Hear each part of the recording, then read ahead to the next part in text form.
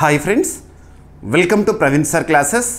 మొదటిసారి మన యూట్యూబ్ ఛానల్ని చూస్తున్న ప్రతి ఒక్క అభ్యర్థి ఇప్పుడే మన ఛానల్ని సబ్స్క్రైబ్ చేయండి. ఈ వీడియో కనుక నచ్చినట్లయితే లైక్ చేయండి. మీ ఫ్రెండ్స్ అందరికీ పోటీ పరీక్షలకు ప్రిపేర్ అవుతున్న ప్రతి ఒక్క ఆస్పిరెంట్కి ఈ వీడియో లింక్ని షేర్ చేయండి. ఇక ఈరోజు ఆగస్టు 28, 2025 వార్తలు నిలిచిన జాతీయ, అంతర్జాతీయ, రాష్ట్రీయ అంశాల గురించి, వార్తలు నిలిచిన వ్యక్తులు, అవార్డులు, పుస్తకాలు, మరి క్రీడా సంబంధిత సమాచారం, ఒక్కొక్క అంశాన్ని వివరంగా తెలుసుకుందాం. అంతకంటే ముందుగా నిన్నటి డైలీ కరెంట్ అఫైర్స్ వీడియోలో అడిగిన ప్రశ్నకి వివరణతో కూడిన సమాధానాన్ని చూద్దాము. సో ఇక్కడ క్వశ్చన్ వచ్చేసి స్పోర్ట్స్ రిలేటెడ్గా అడగడం జరిగింది. స్టాటిక్ పాయింట్స్ పైన కొంత లాజిక్గా ఇచ్చాను. సో ప్రశ్నని మరొకసారి చూడండి. ప్రతిష్టాత్మక టెన్నిస్ గ్రాండ్ స్లామ్లను ప్రతి ఏటా నిర్వహించే వరుస క్రమాన్ని తెలపండి. ప్రపంచంలోనే అతి పురాతన టెన్నిస్ గ్రాండ్ స్లామ్ ఏది? ఇక్కడ అబ్జర్వ్ చేస్తే టెన్నిస్ క్రీడకి సంబంధించి మనం ప్రతిష్టాత్మకంగా చూసేది ఏంటంటే గ్రాండ్ స్లామ్. 4 ఉంటాయి గ్రాండ్ స్లామ్స్. ఆ 4 కూడా ప్రతి సంవత్సరం జరుగుతూ ఉంటాయి. అలా వరుస క్రమం అంటే ఏంటంటే ప్రతి క్యాలెండర్ ఇయర్, ఉదాహరణకి 2025 క్యాలెండర్ ఇయర్ జనవరి నుండి డిసెంబర్ వరకు తీసుకుంటే ఆ గ్రాండ్ స్లామ్స్లో మొదట ఏది జరుగుతుంది, ఆ తర్వాత ఏంటి, చివరిగా దేంతో క్యాలెండర్ ఇయర్ అనేది ముగుస్తుంది గ్రాండ్ స్లామ్కి సంబంధించి. సో ఇక్కడ అబ్జర్వ్ చేస్తే ఎవ్రీ ఇయర్ కూడా టెన్నిస్కి సంబంధించి గ్రాండ్ స్లామ్స్ 4 మొదట జరిగేది ఏంటంటే ఆస్ట్రేలియన్ ఓపెన్ జరుగుతుంది. ఆ తర్వాత ఫ్రెంచ్ ఓపెన్ జరుగుతుంది. French open grand slam tennis సంబంధించి. ఆ తర్వాత వింబుల్డన్ జరుగుతుంది. నెక్స్ట్ ఇయర్లో చివరిగా ఏ గ్రాండ్ స్లామ్ జరుగుతుంది అంటే యుఎస్ ఓపెన్. ఇటీవల మీరు వార్తాపత్రికలో చూస్తూ ఉంటారు. ఇటీవల యుఎస్ ఓపెన్కి సంబంధించి ప్రైజ్ మనీని భారీగా పెంచారు నిర్వాహకులు అని చెప్పేసేసి. ఓకేనా? సో గుర్తుపెట్టుకోండి. అండ్ ఈ 4 కూడా అతి పురాతన టెన్నిస్ గ్రాండ్ స్లామ్ ఏది అంటే వింబుల్డన్. Very very important. 1877 సంవత్సరంలో ప్రారంభమైంది వింబుల్డన్. ఓకేనా? అండ్ ఇక్కడ ఇంకా కొన్ని అడుగుతారు. ఫ్రెంచ్ ఓపెన్ యొక్క ప్రత్యేకత ఏంటి అంటారు. దీన్ని రోలాండ్ గ్యారోస్ టోర్నీ అని కూడా పిలుస్తారు. రోలాండ్ గ్యారోస్ అన్న ఫ్రెంచ్ ఓపెన్ అన్న ఒకటే. మట్టి కోర్టు పైన నిర్వహించే tennis grand slam. Clay court పైన ఆడతారు. ఇక చరిత్రలో మట్టి కోర్టు రారాజుగా, క్లే కోర్టు కింగ్గా స్పెయిన్కి చెందిన నాదల్ చరిత్రలో నిలిచిపోయారు. సో ఇటువంటివి చూడాలి మనము. అండ్ ఏ గ్రాండ్ స్లామ్ ముగిసినా కూడా వాటికి సంబంధించి కంప్లీట్ ఇన్ఫర్మేషన్ మన డైలీ కరెంట్ అఫైర్స్ వీడియోలో ఇస్తూనే ఉన్నాను. ఇటీవల మనం వింబుల్డన్ ఓపెన్ గురించి కంప్లీట్గా డిస్కస్ చేశాము. సింగిల్స్ విజేతలు ఎవరు, డబుల్స్ విజేతలు ఎవరు, మిక్స్డ్ డబుల్స్ విజేతలు ఎవరు, ఇవన్నీ కూడా చూస్తున్నాము. అలా టెన్నిస్కి సంబంధించి ఏ టాపిక్ని డిస్కస్ చేసినా కూడా మీకు ఈ ప్రశ్నకి సమాధానం అనేది కవర్ అవుతూనే ఉంటుంది. ఇప్పటికీ చాలాసార్లు మనం డిస్కస్ చేస్తాము. ఓకేనా? సో ఇక్కడ చూడండి. గ్రాండ్ స్లామ్ టెన్నిస్ టోర్నమెంట్లు ప్రతి సంవత్సరంలో జరిగే క్రమానుసారం ఏంటంటే ఆస్ట్రేలియన్ ఓపెన్ మొదట జరుగుతుంది, నెక్స్ట్ ఫ్రెంచ్ ఓపెన్, ఆ తర్వాత వింబుల్డన్, నెక్స్ట్ ఫైనల్గా యుఎస్ ఓపెన్. ఓకేనా? ఇక ఈ టోర్నమెంట్లు ఏవైతే ఉంటాయో గ్రాండ్ స్లామ్ అనేవి టెన్నిస్లో చాలా ప్రతిష్టాత్మకంగా చూస్తాము. సో ఇక్కడ కన్సర్న్ ఇయర్స్ కూడా చూడండి. మీకు ఇందాకేం అడిగాను, టెన్నిస్ గ్రాండ్ స్లామ్లో అంటే టెన్నిస్ సంబంధించి ప్రతిష్టాత్మక టోర్నమెంట్లలో అతి పురాతనమైనది ఏది అన్నాను. సో వింబుల్డన్ 1877లో ప్రారంభమైంది. ఇక మిగతాయి చూస్తే ఆస్ట్రేలియన్ ఓపెన్ అనేది 1905లో ప్రారంభమైంది. అంటే అప్పటి నుండి ఎవ్రీ ఇయర్ కూడా జరుగుతుంది. ఆస్ట్రేలియా ముఖ్యంగా మెల్బోర్న్ వేదికగా జరుగుతూ ఉంటుంది. మరి ఎప్పుడు జరుగుతుంది? క్యాలెండర్ ఇయర్లో చూస్తే జనవరి మిడ్లో కానివ్వండి, అలా జనవరి మంత్లో ఆల్మోస్ట్ స్టార్ట్ అవుతుంది. ఇక ఫ్రెంచ్ ఓపెన్ రోలాండ్ గ్యారోస్ అంటాము, మట్టి కోర్టులో ఆడతారు. ఇది ఒకటి చాలా ప్రత్యేకము. 1891లో ప్రారంభమైంది. ఓకేనా? మే ఆర్ జూన్ ఆ ఇన్బిట్వీన్గా ప్రాబుల్గా ఆ టైంలో జరుగుతుంది ఎవ్రీ ఇయర్. ఇక తర్వాత వింబుల్డన్ ఒక క్యాలెండర్ ఇయర్లో జరిగే 3rd tennis grand slam Wimbledon. So చరిత్రలో అతి పురాతన గ్రాండ్ స్లామ్ టెన్నిస్ సంబంధించి 1877లో ప్రారంభమైంది. జూన్ ఆర్ జూలై ఇన్బిట్వీన్గా ఆ సమయంలో ప్రాబబుల్గా నిర్వహిస్తారు. ఇక నెక్స్ట్ ఈ వింబుల్డన్ అనేది ఇంగ్లాండ్కి సంబంధించి గుర్తుంచుకోండి, ఇంగ్లాండ్లో జరుగుతుంది. యుఎస్ ఓపెన్ 1881 సంవత్సరంలో ప్రారంభమైంది మొదటి ఎడిషన్. ఇక every year around August, September ఈ టైంలో ఇప్పుడు మనం వార్తాపత్రికలో చూస్తున్నాం కదా. సో ఈ సమయంలో జరుగుతూ ఉంటుంది. అండ్ గ్రాండ్ స్లామ్లకి సంబంధించి ఆ టోర్నీ ముగియగానే అది ఏదైనా సరే అందులో విజేతలపైన ఖచ్చితంగా చూడండి. విజేతల గురించి చూస్తున్నప్పుడు వాళ్ళ కన్సర్న్డ్ కంట్రీ ఏంటి, వాళ్ళు ఏ దేశానికి చెందినవారు, వారు ఎవరిపైన గెలుపొందారు అంటే రన్నరప్ల పైన కూడా క్వశ్చన్స్ అడుగుతున్నారు. ఓకేనా, మనం ప్రతిసారి కూడా డిస్కస్ చేస్తూనే ఉంటాం ఏ గ్రాండ్ స్లామ్ వార్తల్లోకి వచ్చినా కూడా విజేతల వివరాలు ఆ విధంగానే. ఓకేనా, సో ఇది ప్రశ్నకి సమాధానము. కొంత స్టాటిక్గా ఇచ్చాను question and at the same time కొంత లాజిక్గా ఇచ్చాను. చాలామంది ఆస్పిరెంట్స్ మన డైలీ కరెంట్ అఫైర్స్ వీడియోస్ని ప్రతిరోజు చూస్తూ ప్రతిరోజు సమాధానాన్ని ఇస్తున్నారు.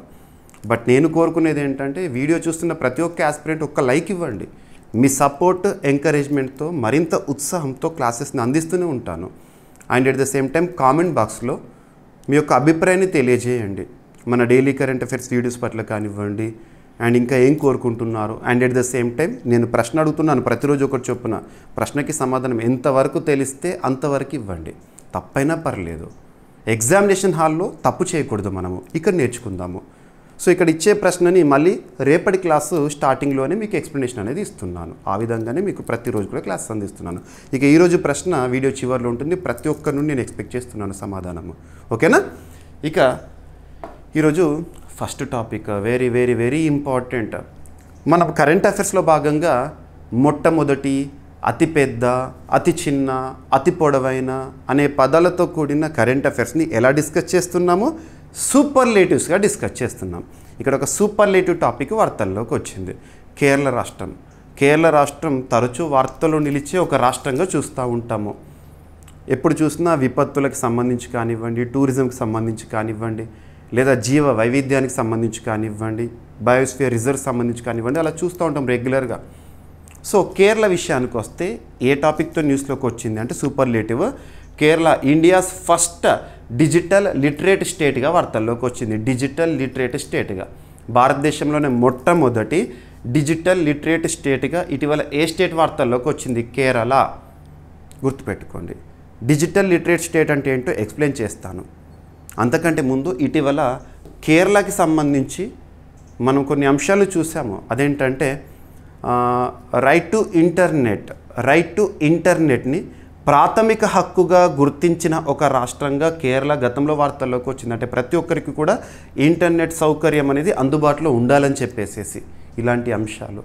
ఓకేనా, సో ఇక్కడ అబ్జర్వ్ చేస్తే రీసెంట్గా చాలా రాష్ట్రాలు సూపర్లేటివ్ టాపిక్స్తో వార్తల్లోకి వస్తున్నాయి. సూపర్లేటివ్ టాపిక్ని మనం చూస్తున్నప్పుడు సింగిల్ సెంటెన్స్లో గుర్తుపెట్టుకోండి, ఎనఫ్. అంతకు మించి డెప్త్గా వెళ్ళే అవకాశాలు తక్కువ, ఎందుకంటే అది ఆల్రెడీ ఒక ఇంపార్టెన్స్ ఉన్న హెడ్డింగ్లోనే ఇంపార్టెన్స్ కనబడుతుంది.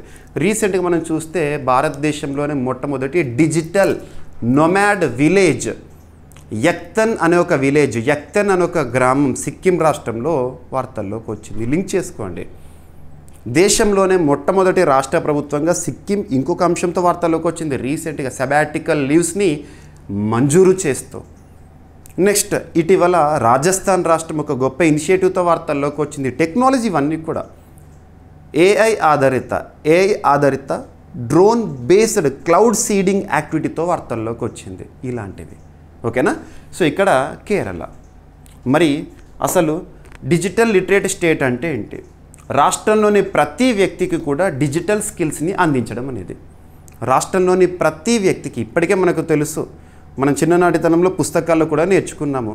కేరళ భారతదేశంలోనే మొట్టమొదటి రాష్ట్రం 100% లిటరేట్ స్టేట్గా అక్షరాస్యత సాధించిన రాష్ట్రంగా చూసాము. ఇప్పుడు డిజిటల్ లిటరేట్గా డిజిటల్ స్కిల్స్ మారుతున్న కాలానికి అనుగుణంగా మనం కూడా మారాలి. అందులో భాగంగా కేరళ రాష్ట్రంలో ప్రతి ఒక్క వ్యక్తికి కూడా డిజిటల్ స్కిల్స్ అనేవి అందిస్తున్నారు. అంటే డిజిటల్ నైపుణ్యాన్ని కలుగజేస్తున్నారు. దాని ఫలితమే కాన్సిక్వెన్సే ఇక్కడిది. సో రేపటి రోజున ఆగస్టు 21, ఈరోజు ఆగస్టు 20 కదా, రేపటి రోజున కేరళ రాష్ట్ర ముఖ్యమంత్రి, కేరళ రాష్ట్రంలో ప్రస్తుతం ముఖ్యమంత్రిగా పినరయ్ విజయన్ గారు ఉన్నారు, అఫీషియల్గా ఈ స్టేట్మెంట్ చేస్తారు. India's first state that is Kerala as digital literate state అని చెప్పేసేసి. సో ఇక్కడ వివరాలు చూడండి. ఆగస్టు 21, 2025 రోజున కేరళ రాష్ట్రం అధికారికంగా భారతదేశపు తొలి డిజిటల్ లిటరేట్ స్టేట్గా ప్రకటించబడుతుంది. ఇది రాష్ట్ర ప్రభుత్వం చేపట్టిన డిజి కేరళ ప్రాజెక్టు మొదటి దశ విజయాన్ని సూచిస్తుందట. డిజి కేరళ అని చెప్పేసి ఇప్పటికే ప్రారంభించింది రాష్ట్ర ప్రభుత్వం. ఓకేనా, ప్రకటన చేసే తేదీది. ఓకేనా, సో ముఖ్యమంత్రి గారు చేస్తారు. ప్రాజెక్ట్ పేరు డిజి కేరళ ప్రాజెక్ట్. ప్రతి స్థానిక సంస్థ వరకు చేరిన గ్రాస్ రూట్ స్థాయి ఉద్యమము. సో గ్రాస్ రూట్లో అంటే పంచాయతీ స్థాయిలో గ్రామీణ ప్రాంతాల్లో కూడా డిజిటల్ సౌకర్యాలు అందించడం జరిగింది అక్కడ, రైట్. ఇక డిజిటల్ అక్షరాస్యత, రాష్ట్ర జనాభాలో దాదాపు 99% పైగా ప్రజలు డిజిటల్ లిటరసీని సాధించారంట, ఓకేనా. ఇక గతంలో లిటరసీ విషయంలో చూస్తే కేరళ 1991లో, ఇయర్ ఇంపార్టెంట్, మీకు ఏదైనా ఒక టాపిక్ చెప్తున్నానంటే దానికి సంబంధించి స్టాటిక్ పాయింట్స్ని అడిషన్గా ఇస్తున్నాను, సబ్జెక్ట్ లింక్ చేస్తున్నాను. సో గతంలో కేరళ సాధించిన విజయం ఏంటంటే భారతదేశంలోనే మొట్టమొదటి 100% అక్షరాస్యత సాధించిన రాష్ట్రంగా మనం కేరళని చూడడం జరిగింది, అదొకటి, ఓకేనా. సో గుర్తుపెట్టుకోండి. ఇక ప్రభుత్వ సేవలన్నీ స్మార్ట్ ఆన్లైన్ ప్లాట్ఫామ్ ద్వారా అందుబాటులోకి తీసుకురావడము, రైట్. డిజిటల్ డివైడ్ను తొలగించి ప్రజలను డిజిటల్ శక్తివంతము చేయడము, రైట్. ఇక కేరళ రాష్ట్రం విషయానికి వస్తే స్టాటిక్ పాయింట్స్, ఏదైనా ఒక టాపిక్ని మనం నేర్చుకుంటున్నప్పుడు దానికి సంబంధించి స్టాటిక్ పాయింట్స్ పైన ఫోకస్ చేయాలి. ఆ విధంగా ప్రిపేర్ అవుతే మనం పోటీ పరీక్ష ఏదైనా, ఏ స్థాయి పోటీ పరీక్ష అయినా కరెంట్ అఫైర్స్ కోణంలో 100% సాధించడంతో పాటు జనరల్ స్టడీస్లో మ్యాక్సిమం స్కోర్ చేయగలుగుతాము. అదే స్ట్రాటజీతో మీకు ప్రతిరోజు క్లాస్ అందిస్తున్నాను. సో కేరళ రాష్ట్రం రాజధాని వచ్చేసేసి తిరువనంతపురము, ప్రస్తుత ముఖ్యమంత్రిగా పినరయి విజయన్ గారు ఉన్నారు. సో ప్రత్యేకత, గతంలో కేరళ సాధించిన ఒక గొప్ప విషయం ఏంటి అని, ఓకేనా, రైట్. సో డిజిటల్ లిటరసీ భారతదేశం విషయానికి వస్తే నేషనల్ డిజిటల్ లిటరసీ మిషన్ని భారత ప్రభుత్వం 2014లో ప్రారంభించింది. ప్రధాన లక్ష్యం వచ్చేసి గ్రామీణ ప్రాంతాల ప్రజలకు డిజిటల్ నైపుణ్యాలను అందించడం, డిజిటల్ స్కిల్స్ని అందించడం, రూరల్ ఏరియాస్లో నివసించే యువతకు కానివ్వండి, ప్రతి ఒక్క వ్యక్తికి కూడా, ఓకేనా. ఇక కేరళ ఇప్పటికే స్మార్ట్ అని చెప్పేసి ఇనిషియేటివ్ని తీసుకువచ్చింది. అందులో భాగంగా ప్రజలకి కావలసిన సేవలు ఏవైతే ఉంటాయో వాటన్నిటిని కూడా ఆన్లైన్లో అందిస్తుంది. ఉదాహరణకు తీసుకుంటే విద్యా సంబంధిత అండ్ పన్నులకు సంబంధించి కానివ్వండి, హెల్త్ సర్వీసెస్ సంబంధించి కానివ్వండి, స్థానిక పాలనకు సంబంధించి కానివ్వండి, ఇవన్నీ కూడా, రైట్. ఇక సెకండ్ టాపిక్ రక్షణ రంగానికి సంబంధించి. ఆస్పిరెంట్స్ గుర్తుపెట్టుకోండి, మనం లాస్ట్ 1 మంత్లో ఆల్మోస్ట్ ప్రతిరోజు కూడా రక్షణ రంగానికి సంబంధించి ఏదో ఒక అంశాన్ని వార్తల్లో చూస్తున్నాము. అంటే పోటీ పరీక్షల్లో రక్షణ రంగానికి సంబంధించి ఈసారి అట్లీస్ట్ 1 or 2 క్వశ్చన్స్ లేకుండా క్వశ్చన్ పేపరే ఉండదు. మరి రక్షణ రంగానికి సంబంధించి ఏ టాపిక్స్ని మనం ఎక్కువగా వార్తల్లో చూస్తున్నాము? ఒక 6 టాపిక్స్ రెగ్యులర్గా రిపీటెడ్గా వార్తల్లోకి వస్తే ఏంటవి అంటే వార్తల్లో నిలుస్తున్న విన్యాసాలు, సెకండ్ వచ్చేసి మన రక్షణ రంగ అవసరాలు తీర్చుకోవడంలో భాగంగా ఏ దేశం నుండి వేటిని దిగుమతి చేసుకుంటున్నాము అంటే డిఫెన్స్ ఇంపోర్ట్స్ అంటాం. నెక్స్ట్ రక్షణ రంగానికి సంబంధించి అంతర్జాతీయ స్థాయిలో విడుదలవుతున్న నివేదికలు, డిఫెన్స్ రిలేటెడ్ రిపోర్ట్స్, ఉదాహరణకు తీసుకుంటే SIPRI report, global fire power index అలాంటివి. నెక్స్ట్ ఇటీవల రక్షణ రంగానికి సంబంధించి వార్తలు ఇచ్చిన ఒక ఒప్పందాలు, డిఆర్డిఓ బీడిఎల్ ఒప్పందం ఉద్దేశం ఏంటి, ఇలాంటివి. నెక్స్ట్ డిఫెన్స్ అక్విజిషన్ కౌన్సిల్ ఇటీవల వేటికి ఆమోద ముద్ర వేసింది. ఇక ఫైనల్గా పూర్తి స్వదేశీ పరిజ్ఞానంతో తయారవుతున్న ఆయుధ సంపత్తికి సంబంధించి. సో ఇక్కడ అబ్జర్వ్ చేస్తే తేజస్ మార్క్ 1A యుద్ధ విమానాల కొనుగోలుకు కేంద్ర క్యాబినెట్ ఆమోదం తెలిపింది. ఎన్ని వేల కోట్ల రూపాయలతో మరి ఏ సంస్థకు చెల్లించి వీటిని కొనుగోలు చేస్తారు? పూర్తి స్వదేశీ పరిజ్ఞానంతో తయారవుతున్న యుద్ధ విమానాలు. మనం ఆల్రెడీ ఈ యుద్ధ విమానాల గురించి Tejas light combat aircraft లేదా తేజస్ మార్క్ 1A యుద్ధ విమానాల గురించి ఎక్కడ ఎక్కువగా డిస్కస్ చేస్తున్నామంటే ఇటీవల MiG-21 యుద్ధ విమానాలను డీకమిషన్ చేస్తున్నాం మనం. అంటే వాటి సేవలకు వీడుకోలు పలుకుతున్నాం విడతల వారీగా. ఈ 2025 సెప్టెంబర్ నాటికి ఇక కంప్లీట్గా MiG-21 యుద్ధ విమానాలని ఇక మనము పక్కన పెట్టేస్తున్నాము. గతంలో మనం సోవియట్ యూనియన్ నుండి దిగుమతి చేసుకునే 1960s నుండి 60 ఏళ్లకు పైగా వైమానిక రంగంలో సేవలు అందిస్తున్న MiG-21 ఇటీవల తరచు వార్తల్లోకి వస్తుంది. ఎందుకంటే ఫ్లయింగ్ కొఫిన్స్గా పేరొందిన. ఫ్లయింగ్ కొఫిన్స్ అంటే కొఫిన్ అంటే శవపేటిక, చాలా వరకు ప్రమాదాలకు గురవుతున్నాయి, కూలిపోతున్నాయి. సో వాటి స్థానంలో మరి వీటి స్థానంలో వేటితో భర్తీ చేస్తున్నామంట తేజస్ మార్క్ 1A యుద్ధ విమానాలు. అందుకోసం మరి భర్తీ చేయాలంటే కొనుగోలు చేయాలి కదా. సో కొనుగోలు చేయడానికి కేంద్ర క్యాబినెట్ నిన్నటి రోజున క్యాబినెట్ మీటింగ్లో ఆమోదం తెలిపింది. సో దీన్ని ఎవరు తయారు చేస్తున్నారో ప్రత్యేకత చూద్దాము. 2025 ఆగస్టు నెలలో రక్షణ శాఖ ప్రకటించిన ప్రకారము 97 తేజస్ మార్క్ 1A యుద్ధ విమానాల కొనుగోలుకు కేంద్ర ప్రభుత్వము 62,000 కోట్ల రూపాయలు మంజూరు చేసింది. ఎంత నంబర్ గుర్తుపెట్టుకోండి, 62,000 కోట్ల రూపాయలు ఎక్స్క్లూజివ్గా తేజస్ మార్క్ 1A ఫైటర్ జెట్స్ని కొనుగోలు చేయడానికి. వీటిని ఎవరు? హిందుస్థాన్ ఏరోనాటిక్స్ లిమిటెడ్ తయారు చేస్తుందంట. సో గుర్తుపెట్టుకోండి, తేజస్ లైట్ కాంబాట్ ఎయిర్క్రాఫ్ట్ లేదా తేజస్ మార్క్ 1A ఫైటర్ జెట్స్ని ఎవరు తయారు చేస్తారు? సంస్థ పేరు గుర్తుపెట్టుకోండి. ఓకేనా? సో ఎంత వ్యయంతో? 62,000 కోట్ల రూపాయలతో హిందుస్థాన్ ఏరోనాటిక్స్ లిమిటెడ్తో. గతంలో కూడా ఆర్డర్ ఉండే 48,000 crore రూపీస్తో 83 తేజస్ మార్క్ 1A యుద్ధ విమానాల ఆర్డర్ కొన్ని సంవత్సరాల క్రితం. మళ్ళీ ఇప్పుడు 97 తేజస్ యుద్ధ విమానాల కోసము. మరి ఎందుకు? ప్రధాన ఉద్దేశం ఎందుకు ఇంత పెద్ద ఎత్తున కొనుగోలు చేయాలంటే త్వరలో ఉపసంహరించనున్న, డీకమిషన్ చేయబడుతున్న MiG-21 యుద్ధ విమానాల స్థానంలో వీటిని ప్రవేశపెడతారు. ఆల్రెడీ మనం చూసాము, ఇండియన్ ఎయిర్ ఫోర్స్ అఫీషియల్ ప్రకటన ఇచ్చింది. సెప్టెంబర్ 2025 నాటికి MiG-21ని కంప్లీట్గా ఇక వీడుకోలు పలుకుతామని చెప్పేసేసి. ఓకేనా? అందుకోసము. Right. So light combat aircraft తేలికపాటి యుద్ధ విమానం అంటాము. ఏరోనాటికల్ డెవలప్మెంట్ ఏజెన్సీ రూపకల్పన చేసింది, హిందుస్థాన్ ఏరోనాటిక్స్ వారు తయారు చేస్తున్నారు. రైట్. సో అధునాతన ఏవియానిక్స్, మల్టీరోల్ సామర్థ్యము, air to air, air to ground, ఇవన్నీ కూడా వీటి యొక్క ప్రత్యేకతలు. రైట్. ఇండియన్ ఎయిర్ ఫోర్స్లో తేజస్ ఎప్పుడు ప్రవేశించినాయి అంటే 2016 కమిషనింగ్. ఇక హిందుస్థాన్ ఏరోనాటిక్స్ లిమిటెడ్ ఇప్పుడు సంస్థ అదే కదా తయారు చేసేది, కాబట్టి స్టాటిక్ పాయింట్స్. హెడ్ క్వార్టర్ ఇక్కడ బెంగళూరు, కర్ణాటక. ఏదైనా ఒక సంస్థ గురించి మనం చూస్తున్నప్పుడు హెడ్ క్వార్టర్ పైన కూడా ఫోకస్ చేయాలి. చాలా వరకు మీకు పోటీ పరీక్షల కోణంలో అడుగుతున్నారు. CCMB హెడ్ క్వార్టర్ ఇక్కడ, ఇలాంటివి అడుగుతారు. NGRA హెడ్ క్వార్టర్ ఇక్కడ, సో ఫారెస్ట్ సర్వే ఆఫ్ ఇండియాకి సంబంధించి హెడ్ క్వార్టర్ ఇక్కడ, ఇలాంటివి అడుగుతారు. ఓకేనా? ఇది రక్షణ రంగం సంబంధించి ఇంపార్టెన్స్ రోల్ ఉంది కాబట్టి గుర్తుపెట్టుకోండి. Right. So Hindustan aeronautics limited ఏం తయారు చేస్తుందంటే fighter jets, helicopters, trainer aircrafts వాటిని తయారు చేస్తుంది. ఇక భారత వైమానిక దళం, ఇండియన్ ఎయిర్ ఫోర్స్, మనకు త్రివిధ దళాలు ఉన్నాయి కదా, Indian army, Indian navy, Indian air force. అందులో ఇండియన్ ఎయిర్ ఫోర్స్ ఎప్పుడు స్థాపించబడింది అంటే ఎప్పుడు ప్రారంభమైంది? Indian air force 8 October 1932. ముఖ్య కార్యాలయం ఎయిర్ హెడ్ క్వార్టర్స్ న్యూఢిల్లీ. ఓకేనా? ప్రస్తుత ఎయిర్ మార్షల్ ఎవరున్నారు మన భారతదేశంలో? So chief of airs, so marshal Amarpreet Singh గారు ఉన్నారు. రైట్. ఇక నెక్స్ట్ రక్షణ రంగానికి సంబంధించి కంటిన్యూషన్ చూద్దాము. ఏంటంటే సింధూర్, ఆపరేషన్ సింధూర్. ఇటీవల సింధూర్ పదం గురించి కన్ఫ్యూజ్ అవ్వకండి. Operation Sindoor is different, Sindoor is different, operation Sindhu is different. Examination హాల్లో కన్ఫ్యూజ్ అవ్వకూడదు, అందుకే క్లారిటీ ఇస్తున్నాను. ఆపరేషన్ సింధూర్ ఏమో పాకిస్తాన్లోను, పాక్ ఆక్యుపైడ్ కాశ్మీర్లోను ఉన్న ఉగ్రవాద శిబిరాలు ఏవైతే ఉంటాయో వాళ్ళకి సంబంధించిన స్థావరాలను కూల్చడానికి, ముఖ్యంగా anti terrorism activity, anti terrorism తీవ్రవాదాన్ని తుదముట్టించడానికి ప్రారంభమైన ఒక ఆపరేషన్. మనకు ఏప్రిల్ 22 భారత చరిత్రలో ఒక బ్లాక్ డేగా నిలిచిపోయింది. భారతదేశ చరిత్రలో పహల్గామ్ దుర్ఘటన గురించి మనందరికీ తెలుసు. భారతదేశంలో జమ్మూ కాశ్మీర్ కేంద్రపాలిత ప్రాంతంలోని అనంతనాగ్ డిస్టిక్లో పహల్గామ్, అక్కడ ఉన్న బైసరన్ వ్యాలీ, మినీ స్విట్జర్లాండ్ అంటాం, అక్కడ టూరిస్టుల పైన తీవ్రవాదులు కాల్పులు జరిపారు. ఆ తర్వాత ప్రతిచర్య మే 7 నుండి ఆపరేషన్ సింధూర్ని చూసాము.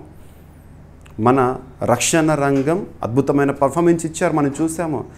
బ్రాహ్మోస్ మిసైల్స్తో వాళ్ళను ప్రెసిషన్ స్ట్రైకింగ్ చేశాము, ఇవన్నీ చూసాం మనం. ఆపరేషన్ సింధూర్ అద్భుతమైన విజయం, అది గుర్తుపెట్టుకోండి. And at the same time operation Sindhu అనేది ఏంటంటే ఎవాక్యుయేషన్ ఆపరేషన్. ఎవాక్యుయేషన్ అంటే విదేశాల్లో చిక్కుకుపోయిన భారతీయులను మన భారతదేశానికి సురక్షితంగా తీసుకురావడానికి ప్రారంభించే ఆపరేషన్స్ ఉంటాయి కదా, అందులో సింధు. ముఖ్యంగా ఇజ్రాయెల్, ఇరాన్ అక్కడ చిక్కుకుపోయిన భారతీయులను తీసుకురావడానికి. సో కాబట్టి ఏదైనా పదం ఉన్నప్పుడు, సిమిలర్గా ఉన్నప్పుడు ప్రత్యేకంగా చూడండి. మరి ఆపరేషన్ సింధూర్ ఒక విజయగాథ, దీని గురించి ప్రతి ఒక్కరు కూడా తెలియాలి. అందుకోసం ఏదైనా విషయం మనం చిన్నప్పుడు నేర్చుకుంటే ఇక మనం జీవితాంతం మర్చిపోము. అందుకే పాఠ్యపుస్తకాల్లో NCERT వారు ఆపరేషన్ సింధూర్ని పాఠ్యపుస్తకాల్లో ప్రచురించారు.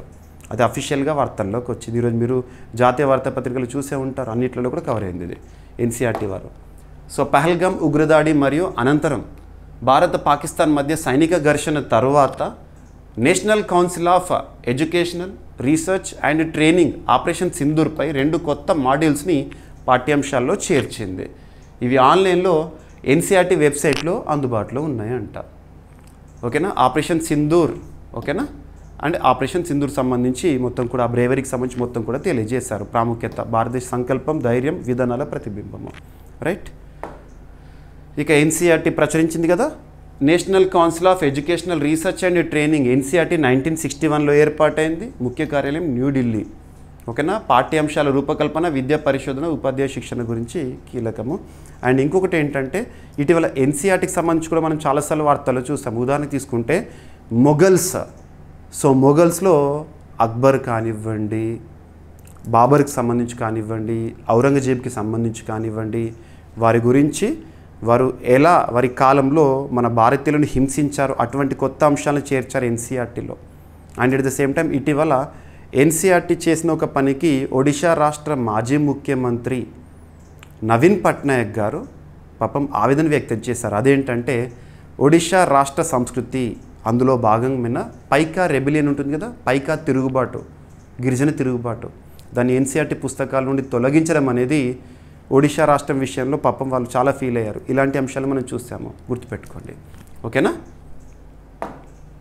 ఇక నెక్స్ట్ ఎకానమీలో భాగంగా, కరెంట్ ఎకానమీలో భాగంగా, ఎకానమీ అంటేనే contemporary. The stats in the economy are not at all static, they are volatile, always changes. అర్థశాస్త్రంలో చూసే గణాంకాలు ఎప్పుడూ మారుతూ ఉంటాయి. మరి ఇక్కడ ఎకానమీకి సంబంధించి అబ్జర్వ్ చేస్తే యూపీఐ ట్రాన్సాక్షన్ సంబంధించి భారీ పెరుగుదల నమోదైందంట. ఎస్బీఐ వారు ఇటీవల చేసిన ఒక సర్వే ఆధారంగా నివేదికను రిలీజ్ చేశారు. భారతదేశంలో యూపీఐ ట్రాన్సాక్షన్స్ పెరుగుతున్నాయి, మనం హర్షించాలి. మొత్తం ఆన్లైన్ ట్రాన్సాక్షన్స్ పెరుగుతున్నాయి. ఓకేనా. సో ఇక్కడ భారతదేశంలో యూపీఐ రిలేటెడ్ వాటికి రెగ్యులేటరీ బాడీ ఏదంటే national payments corporation of India, గుర్తుపెట్టుకోండి. భారతదేశంలో ప్రారంభమైన యూపీఐ సర్వీసెస్ ప్రస్తుతం విశ్వవ్యాప్తమవుతున్నాయి. చాలా దేశాల్లో యూపీఐ సేవలు ప్రారంభమవుతున్నాయి. అంతెందుకు last year 2024 year republic day సెలబ్రేషన్స్లో భాగంగా భారతదేశానికి విచ్చేసిన ఎమాన్యుయల్ మెక్రాన్, ఫ్రాన్స్ అధ్యక్షుడు, ఇక్కడ యూపీఐ సేవలు చూశారు. అక్కడికి వెళ్ళగానే ఫ్రాన్స్లో ప్యారిస్ ఈఫిల్ టవర్ వద్ద యూపీఐ సేవలు ప్రారంభించారు. ఇటువంటి చూస్తున్నాం వివిధ దేశాల్లో యూపీఐ సేవలు. ఓకేనా. సో 2025 ఆగస్టులో as on this day state bank of India ఆర్థిక పరిశోధన విభాగం అంటే ఎకనామిక్ రీసెర్చ్ డిపార్ట్మెంట్ వారు విడుదల చేసిన తాజా నివేదిక ప్రకారం దేశంలో UPI, unified payments interface, UPI లావాదేవీలు విలువ పరంగా మరియు పరిమాణ పరంగా భారీగా పెరిగినాయి అంట. ముఖ్యంగా మహారాష్ట్ర రాష్ట్రం యూపీఐ వినియోగంలో నెంబర్ 1 స్థానాన్ని సంపాదించింది. యూపీఐలో టాప్ పొజిషన్లో మహారాష్ట్రని అంట. ఇక నివేదికని విడుదల చేసిన సంస్థ state bank of India. State bank of ఇండియాకి సంబంధించి ఎకనామిక్ రీసెర్చ్ డిపార్ట్మెంట్ వారు. ఓకేనా. ఇక యూపీఐ లావాదేవీల విలువ ఎలా ఉంది అంటే యావరేజ్ డైలీ వాల్యూ ఎలా ఉంది యూపీఐ నుండి. సో రోజువారీ సగటు లావాదేవీలలో జనవరి 2025లో 75,743 కోట్ల రూపాయలు ఆన్ అన్ యావరేజ్ ఒకరోజు. జూలై నెల 2025లో 80,919 కోట్ల రూపాయలు. ఆగస్ట్ 2025కి 90,446 కోట్ల రూపాయలు. So average daily value UPI transactions ఇంత మొత్తంలో జరుగుతున్నాయి అంట, అంత విలువతో జరుగుతున్నాయి అంట ఆన్ అన్ యావరేజ్. ఓకేనా. ఇక జనవరి 2025లో రోజుకు సగటుగా 548 మిలియన్ల ట్రాన్సాక్షన్ అంటే ఏంటంటే ఉదాహరణకు నేను 10 రూపాయలు ట్రాన్సాక్షన్ చేయొచ్చు, ఒకరు 100 రూపాయలు ట్రాన్సాక్షన్ చేయొచ్చు. ట్రాన్సాక్షన్ నెంబర్స్ ఇవన్నీ కలిపి వచ్చిన వాల్యూమ్ ఇందాక చెప్పిన నెంబర్. ఆగస్టు 2025లో రోజుకు సగటుగా 675 మిలియన్ ట్రాన్సాక్షన్స్ అవుతున్నాయి.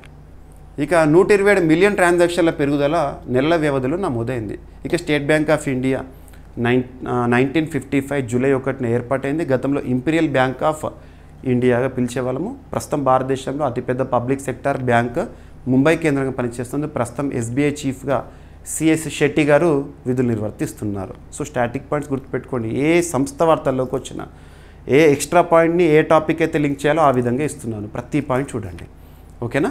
ఇక యూపీఐ యూనిఫైడ్ పేమెంట్స్ ఇంటర్ఫేస్ ఎప్పుడు ప్రారంభమైంది భారతదేశంలో అంటే 2016. ఓకేనా. ఎన్పిసిఐ ద్వారా, national payments corporation of India ద్వారా.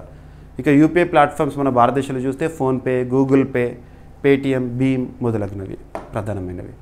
ఇక national payments corporation of India ఇదే కదా ఆన్లైన్ ట్రాన్సాక్షన్ రెగ్యులేట్ చేసేది. 2008లో ఏర్పాటైంది, ముంబై కేంద్రంగా పనిచేస్తుంది. భారతదేశంలో రీటైల్ పేమెంట్స్ వ్యవస్థను అభివృద్ధి చేయడము. ఇక నెక్స్ట్ జన్ విశ్వాస్ బిల్లు 2.0 నిన్నటి రోజున ఆమోదంతో వార్తల్లోకి వచ్చింది.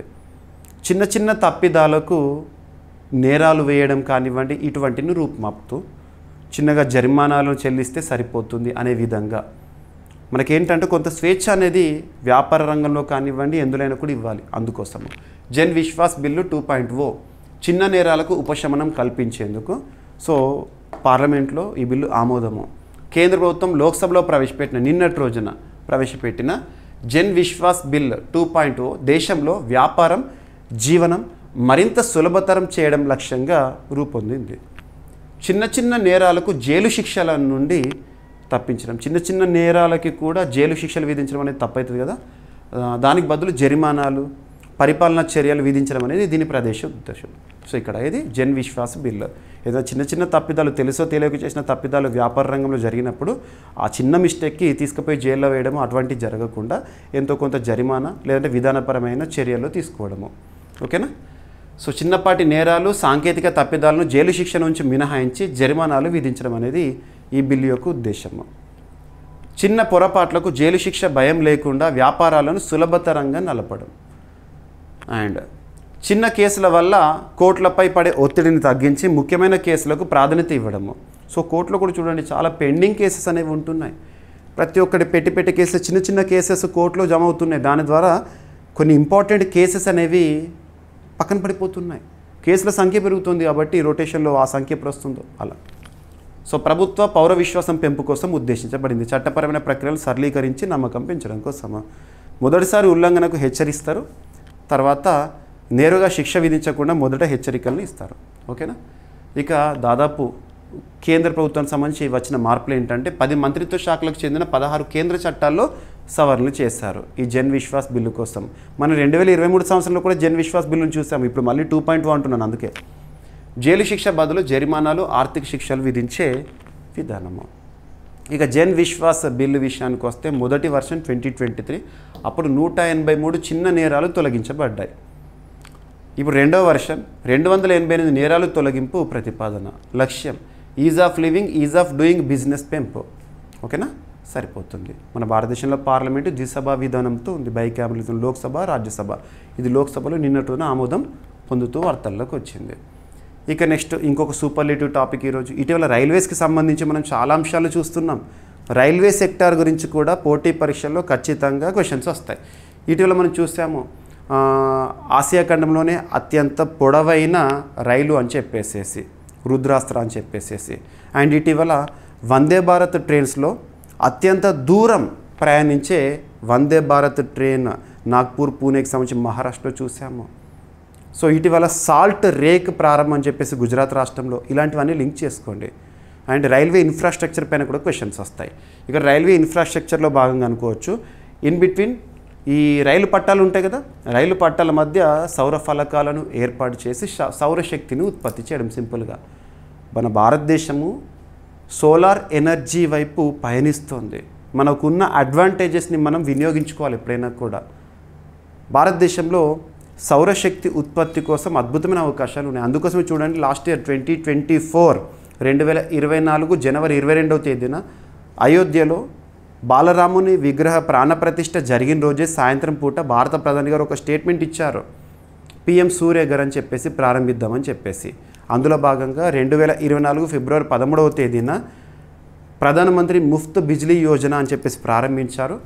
మన ఇంటి పైకప్పు ఉంటుంది సోలార్ రూఫ్ టాప్ ప్యానెల్స్ని ఏర్పాటు చేయడం ఇటువంటివి. దాని ద్వారా సౌరశక్తి ఉత్పత్తి పెరిగింది. ప్రస్తుతం ప్రపంచంలో థర్డ్ పొజిషన్లో ఉన్నాం సౌరశక్తి ఉత్పత్తిలో. అండ్ ఇంటర్నేషనల్ సోలార్ అలయన్స్ ఇటువంటి వాటి విషయంలో కానివ్వండి. ఇటీవల 107వ సభ్యదేశంగా మాల్డోవా ఇలాంటివన్నీ లింక్ చేసుకోండి. సో ఇక్కడ రైల్వే ట్రాక్స్ ఉంటాయి కదా మధ్యలో. ఓకేనా. So removable solar panel system ఏర్పాటు వారణాసిలో ఏర్పాటు చేశారు. రిమూవబుల్ ఎప్పుడంటప్పుడు వీటిని తీయొచ్చు కూడా సౌరశక్తిని ఉత్పత్తి చేసే విధంగా. ఓకేనా. Indian railways installs first ever మొట్టమొదటి solar panels between tracks at వారణాసిలో. ఓకేనా. రీసెంట్గా భారత రైల్వే మంత్రిత్వ శాఖ ప్రత్యేకంగా తీసుకున్న ఒక నిర్ణయం. బనారస్ లోకోమోటివ్ వర్క్స్ వారు దేశంలో మొట్టమొదటి తొలగించగల సౌర ప్యానెల్ వ్యవస్థను ప్రారంభించింది. Removable solar panels. రైలు పట్టాల మధ్య ఈ వ్యవస్థను ఏర్పాటు చేయడం ఒక వినూత్న పర్యావరణ సాంకేతిక పరిష్కారంగా భావించబడుతుంది. సో ఈ ప్రాజెక్ట్ సౌర ప్యానెల్ పైలట్ ప్రాజెక్ట్ ఏంటంటే భారతదేశంలో మొట్టమొదటి రిమూవబుల్ సౌర ప్యానెల్స్ని ఏర్పాటు చేయడము. బనారస్ లోకమోటివ్ వర్క్స్ వారు వారణాసిలో లైన్ నెంబర్ ట్రాక్ ఉంటుందో లైన్ నెంబర్ 19 వద్ద ఉత్తరప్రదేశ్లో ఈ రిమూవబుల్ సోలార్ ప్యానెల్స్ని ఇన్స్టాల్ చేశారు. ఓకేనా. సో స్థాపిత అంటే ఇన్స్టాల్డ్ కెపాసిటీ ఎంత అంటే 15 కిలోవాట్ పీక్. ఓకేనా. ప్యానెల్స్ 28 ప్యానెల్స్ని వేస్తారు. దాదాపు 70 కిలోమీటర్ల పొడవుగా ఈ రైల్వే ట్రాక్స్ మధ్యలో సోలార్ ప్యానెల్స్ని ఏర్పాటు చేశారు. మనకు కూడా వాస్తవానికి ఎక్కడ స్పేస్ ఉన్నా ఎక్కడ మనకు అవకాశం ఉన్నా అక్కడ సోలార్ ప్యానెల్స్ని ఇన్స్టాల్ చేయవచ్చు. ఆ వైపే కేంద్ర ప్రభుత్వం కూడా ఆలోచిస్తుంది. అందుకే roof top solar panels, canal పైన సోలార్ ప్యానెల్స్ని ఏర్పాటు చేయడం ఇటువంటివి. ఓకేనా. ఈ ప్రాజెక్ట్ భారత రైల్వేలు చేపట్టిన నెట్ జీరో కార్బన్ ఉద్గారాల లక్ష్యానికి దోహదం చేస్తుందంట. ఇక బనారస్ లోకోమోటివ్ వర్క్స్ వారణాసి ఉత్తరప్రదేశ్ వేదిక పనిచేస్తుంది. గతంలో దీన్ని డీజిల్ లోకోమోటివ్ వర్క్స్గా పిలిచేవారు. రైట్. ఇక భారత రైల్వేల నెట్ జీరో లక్ష్యం 2030 నాటికి నెట్ జీరో కార్బన్ ఎమిషన్ని సాధించాలి. మొదటి ఘట్టంగా రైల్వే స్టేషన్స్, కార్యాలయాల్లో సౌర విద్యుత్ ఉత్పత్తి. ఓకేనా. ఇక భారత రైల్వేల విషయానికి వస్తే ప్రస్తుతం మినిస్ట్రీ ఆఫ్ రైల్వేస్ రైల్వే శాఖ మంత్రిగా కేంద్ర మంత్రిగా అశ్విని కుమార్ వైష్ణవ్ గారు విధులు నిర్వర్తిస్తున్నారు. ఓకేనా. ప్రస్తుతం ప్రపంచంలో 4వ అతిపెద్ద రైల్వే నెట్వర్క్ భారత్ సొంతము. ఓకేనా. సో మొట్టమొదటి రైలు ఏప్రిల్ 1853లో ముంబై తానే మధ్య ప్రారంభమైంది డల్హౌసీ సమయంలో. ఇక నెక్స్ట్ ఇన్ఫ్రాస్ట్రక్చర్లో భాగంగా ఒక విమానాశ్రయం గ్రీన్ఫీల్డ్ ఎయిర్పోర్ట్ నిర్మాణం కోసం కేంద్ర క్యాబినెట్ ఆమోదం తెలిపింది. ఇక్కడ గ్రీన్ఫీల్డ్, బ్రౌన్ ఫీల్డ్ ఇలాంటి పదాలు మీరు వింటూ ఉంటారు. కామన్గా గ్రీన్ఫీల్డ్ ఎయిర్పోర్ట్ లేదా గ్రీన్ఫీల్డ్ నిర్మాణం అంటే ఏంటంటే ఒక ల్యాండ్, ఒక ఏరియా, అంతకుముందు అక్కడ ఏమీ ఉండదు. ఎందుకు పనికిరాని ఒక ల్యాండ్లో ఒక విమానాశ్రయాన్ని కానీ ఒక రైల్వే స్టేషన్ని కానీ ఏర్పాటు చేసి దాన్ని చుట్టుపక్కల ప్రాంతాలకు ఉపయుక్తంగా మార్చడం అన్నట్టు. అదే బ్రౌన్ ఫీల్డ్ అంటే ఆల్రెడీ ఎగ్జిస్టింగ్ రైల్వే స్టేషన్ని కానీ విమానాశ్రయాన్ని కానీ మరింత డెవలప్ చేయడము. సో ఇది గ్రీన్ ఫీల్డ్ అంటే కొత్తగా ఏర్పాటు చేయబోతున్న ఒక ఎయిర్పోర్ట్ రాజస్థాన్లో. ఓకేనా. కోటా బుండి. కోటా అంటే కామన్గా ఎడ్యుకేషనల్ ఇన్స్టిట్యూషన్స్కి సంబంధించి చాలా ఫేమస్ ప్లేస్ రాజస్థాన్లో కోటా అంటాము. సో కోటా బుండి రాజస్థాన్లో గ్రీన్ఫీల్డ్ విమానాశ్రయం ఏర్పాటు కోసం కేంద్ర క్యాబినెట్ నిన్నటి రోజున ఆమోదం తెలిపింది. సో మీకు press information bureau, PIB website, news on air, all India radio ఇలాంటివి చూడండి. లేదంటే ప్రతిరోజు మన క్లాసెస్ చూడండి, అన్నీ కవర్ అయిపోతాయి. మ్యాక్సిమం అఫీషియల్ సోర్సెస్ నుండి మీకు అన్ని టాపిక్స్ కంప్లీట్ చేస్తున్నాను. ఓకేనా. సో ఇక్కడ అబ్జర్వ్ చేస్తే greenfield airport at Kota Bundi ఎక్కడ రాజస్థాన్లో. అండ్ భారతదేశంలో ఇప్పటికే భారత ప్రభుత్వము కొన్ని రీజనల్ ఎయిర్పోర్ట్స్ని కన్స్ట్రక్షన్ చేస్తుంది రీజనల్ కనెక్టివిటీని పెంచడానికి. ఒక ప్రాంతాన్ని మరొక ప్రాంతంతో విమానాల ద్వారా కలపడం కోసం. ఆ ప్రాజెక్ట్ పేరేంటి? ఉడాన్. ఉడే దేశ్ కా ఆమ్ నాగరిక్ గుర్తుపెట్టుకోండి. ఓకేనా. సో ఇక్కడ మరి ఈ airport, so cabinet approves development of greenfield airport at Kota Bundi Rajasthan. Estimated cost ఎంత అంటే 1507 కోట్ల రూపాయలతో నిర్మిస్తారంట. ఓకేనా. భారత ప్రధాని నరేంద్ర మోదీ గారి అధ్యక్షతలో జరిగిన ఆర్థిక వ్యవహారాల క్యాబినెట్ కమిటీ సమావేశంలో రాజస్థాన్ రాష్ట్రంలోని కోటా బుండి వద్ద గ్రీన్ఫీల్డ్ విమానాశ్రయ అభివృద్ధికి ఆమోదం తెలుపడం జరిగింది. ఓకేనా. సో ఇంత ప్రాజెక్ట్ రాజస్థాన్ ప్రభుత్వము ఈ ల్యాండ్ ఏదైతే ఉంటుందో ల్యాండ్కి సంబంధించి అక్వైర్ చేయబోతోంది, గుర్తుపెట్టుకోండి. ఇక భారతదేశంలో కొన్ని విమానాశ్రయాల పేర్లపైన కూడా పోటీ పరీక్షలు అడుగుతాయి. ఉదాహరణకు చెప్తే విడి సావర్కర్ ఇంటర్నేషనల్ ఎయిర్పోర్ట్ ఎక్కడ ఉంది? రీసెంట్గా ఒక ఎగ్జామినేషన్లో అడిగారు. మీకు నేను రెగ్యులర్ క్లాస్లో చెప్తున్నాను ఇలాంటి టాపిక్స్ వచ్చినప్పుడు. విడి సావర్కర్ ఇంటర్నేషనల్ ఎయిర్పోర్ట్ అంటే మనకి అండమాన్ నికోబార్ పోర్ట్ బ్లేర్లో ఉన్న ఎయిర్పోర్ట్. అదే ఇటీవల కాలంలో కెంపేగౌడ అంతర్జాతీయ విమానాశ్రయం ఎక్కడ ఉంది అంటారు? బెంగళూరు, కర్ణాటక. ఇందిరాగాంధీ ఇంటర్నేషనల్ టెర్మినల్ దేశ రాజధాని న్యూఢిల్లీలో. రాజీవ్ గాంధీ అంతర్జాతీయ విమానాశ్రయం Shamshabad airport Hyderabad. Chhatrapati Shivaji international terminal so Mumbai Maharashtra.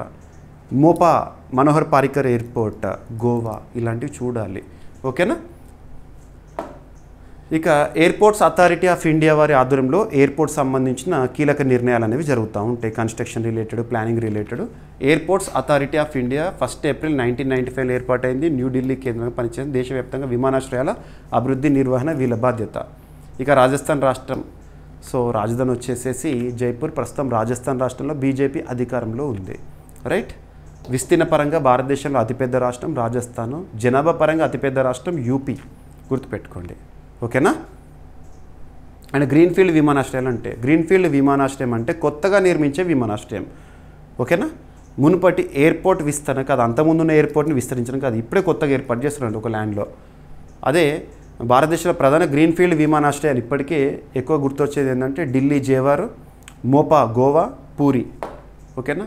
ఇప్పటికే కార్యకలాపాలు ప్రారంభించిన గ్రీన్ఫీల్డ్ ఎయిర్పోర్ట్స్ ఉదాహరణ మన హైదరాబాద్లో ఉన్న Rajiv Gandhi international airport greenfield airport Hyderabad, Kempegowda Bengaluru, Cochin విమానాశ్రయం కేరళ, మొదటి PPP model airport Cochin international airport. ఓకేనా. డార్జిలింగ్ ప్యాక్యోంగ్ విమానాశ్రయం సిక్కిం. అండ్ నెక్స్ట్ వచ్చేసి ధోలేరా అంతర్జాతీయ విమానాశ్రయం గుజరాత్, మోపా మనోహర్ అంతర్జాతీయ విమానాశ్రయం గోవా. ఓకేనా. ఇక నిర్మాణంలో లేదా ప్రణాళికలో ఉన్న గ్రీన్ఫీల్డ్ విమానాశ్రయం చూస్తే జేవర్ నోయిడా అంతర్జాతీయ విమానాశ్రయం ఉత్తరప్రదేశ్ నిర్మాణంలో ఉంది. పూరి గ్రీన్ఫీల్డ్ విమానాశ్రయం ఒడిషా, కోటాబుండి ఇప్పుడు అండ్ హిర్సర్ గుజరాత్, పురందర్ పూణే మహారాష్ట్ర అండ్ సరిపోతుంది. ఇక నెక్స్ట్ రాజస్థాన్ రాష్ట్రం గురించి చూసాం కదా, కోటాబుండి ఎయిర్పోర్ట్ గ్రీన్ఫీల్డ్ ఎయిర్పోర్ట్ అని. అదే రాజస్థాన్ రాష్ట్రానికి సంబంధించి వాళ్ళ సంస్కృతిలో భాగమైన ఒక పండుగ గురించి అభ్యర్థులు గుర్తుపెట్టుకొని వార్తలు నిలుస్తున్న పండుగలు, మేళాలు, జాతరలు వీటిపైన ఏ పోటీ పరీక్ష ఏ స్థాయి పోటీ పరీక్ష క్వశ్చన్స్ వస్తాయి. ఇటీవల మనం చాలా చూసాము. అంబుబాచి మేళా అస్సాం రాష్ట్రము కామాఖ్య టెంపుల్లో, రజపర్బ ఒడిషా రాష్ట్రానికి సంబంధించి, పూరి జగన్నాథ రథయాత్ర ఒడిషా రాష్ట్రానికి సంబంధించి, గోర్సమ్ కోరా ఫెస్టివల్ అరుణాచల్ ప్రదేశ్కి సంబంధించి, కీర్ భవానీ మేళా జమ్మూ కాశ్మీర్కి సంబంధించి, ఇలా చెప్పుకుంటూ పోతే చాలా. రాజస్థాన్ రాష్ట్రంలో ఒక నమ్మకం కొద్దీ నడుపుకునే ఒక పండుగ ఇది. సో పాము కాట్ల నుండి లేదా పాము కాట్ల నుంచి రక్షణకు ప్రజా విశ్వాసపు పండుగగా ఒక ఫెస్టివల్ అనేది ప్రస్తుతం జరుగుతుంది. రాఖీ పండుగ ఉంటుంది కదా, ఆ సమయం నుండి కంటిన్యూ జరుగుతూ ఉంటుంది. ఆ పండుగ పేరు ఏంటంటే గుగ్గా నవమి. ఇటీవల గుగ్గా నవమి అనే ఒక పండుగ వార్తల్లోకి వచ్చింది. ఇది ప్రతి ఏటా కూడా ఏ రాష్ట్రంలో రాఖీ పౌర్ణమి ఆ తర్వాత జరుగుతుంది అని అంటే రాజస్థాన్ రాష్ట్రంలో గుగ్గా నవమి ఫెస్టివల్. గుగ్గా నవమి పండుగ, గుగ్గా పీర్ అనే పండుగ రీసెంట్గా వార్తల్లోకి వచ్చింది. ఎక్కువగా రాజస్థాన్, హర్యానా, ఉత్తర భారతదేశంలో నిర్వహించుకునే పండుగ. రాజస్థాన్, హర్యానా, పంజాబ్, జమ్మూ కాశ్మీర్, ఉత్తరప్రదేశ్లో ఈ పండుగ అనేది జరుగుతూ ఉంటుంది. ఓకేనా, గుర్తుపెట్టుకోండి. పాముకాటు నివారణ శక్తి గల దేవుడిగా భావించే గుగ్గా పీర్ సాధారణ ప్రజల నమ్మకాల్లో అతి ప్రాచీన దేవుడిగా పాముకాట్ల నుండి వాళ్ళని కాపాడడానికి ముఖ్య రైట్. ఇక్కడ ప్రత్యేక స్థానం ఏంటంటే రాజస్థాన్లోని హనుమాన్గఢ్ జిల్లా గుగ్గా మేడి గ్రామం ప్రధాన పుణ్యక్షేత్రంగా మారింది రాజస్థాన్లో. అక్కడ నుండి మిగతా హర్యానా కానివ్వండి, ఉత్తరప్రదేశ్లో కూడా ఈ ఫెస్టివల్కి ఇంపార్టెన్స్ అనేది ఉంటుంది. కానీ కీలకం మాత్రం రాజస్థాన్. ఓకేనా, రైట్. సో ఏం చేస్తారని చెప్పేసి రైట్.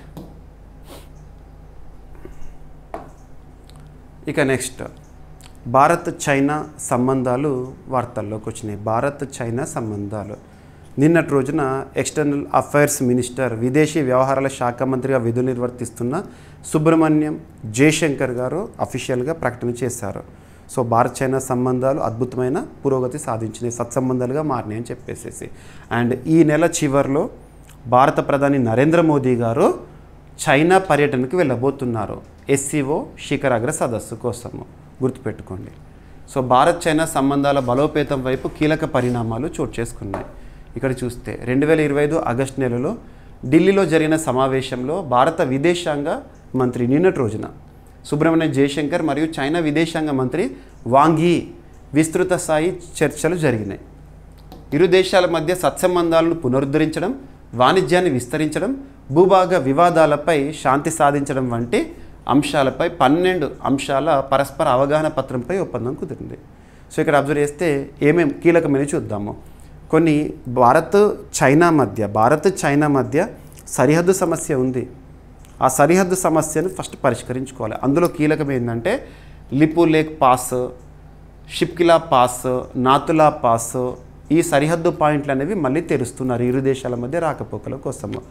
లిపు లేక్ పాస్ ఎక్కడ అంటే ఉత్తరాఖండ్ రాష్ట్రము, షిప్కిలా పాస్ ఎక్కడంటే లడక్ కేంద్రపాలిత ప్రాంతము, నాతులా పాస్ అంటే సిక్కిం. ఓకేనా, ఇవి కీలకం. వీటి ద్వారా వాణిజ్యాన్ని తిరిగి ప్రారంభించనున్నారు ఇరు దేశాల మధ్య భారత్ చైనా సంబంధాలు. ఇక వాణిజ్యం, పెట్టుబడుల విషయానికి వస్తే ఇరు దేశాల మధ్య పెట్టుబడులు పెంచడం, పౌర విమానయాన సేవలను పునరుద్ధరించడం కోసం.